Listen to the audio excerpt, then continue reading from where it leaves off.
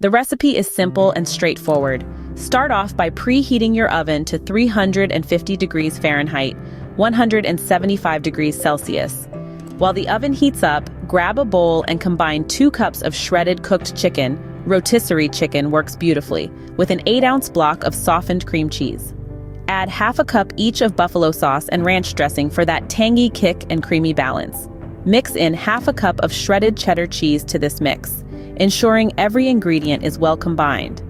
Now transfer this flavorful mixture into a baking dish, spreading it evenly.